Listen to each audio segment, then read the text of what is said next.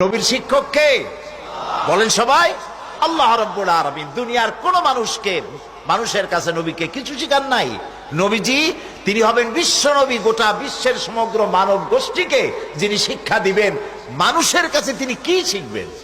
এই জন্য আল্লাহ রাব্বুল আলামিন তাকে শিখায়েছেন। নবী করিম সাল্লাল্লাহু আলাইহি ওয়াসাল্লাম তিনি যখন এগুলি তেলাওয়াত করতেন তখন কাফেরেরা অবাক হয়ে যেত। তারা চিন্তা করতো যে এই লোকটা কোনোদিন লেখাপড়া জানে না। তারা তো জানে যে উনি স্কুলে পড়েন নাই, লেখাপড়া করেন নাই, কোনো কবি সাহিত্যিকদের সাথে ওঠা বসা করেননি, অথচ তিনি এত সুন্দর মিলায় মিলায় বলেন কি করে, এ ব্যাপারে তারা অবাক হয়ে যেত।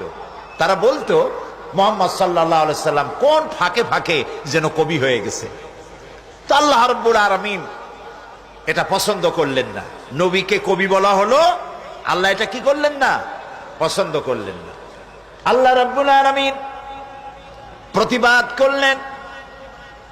তিনি বললেন ওয়ামা আল্লামনাহু আশ-শি'রা ওয়ামা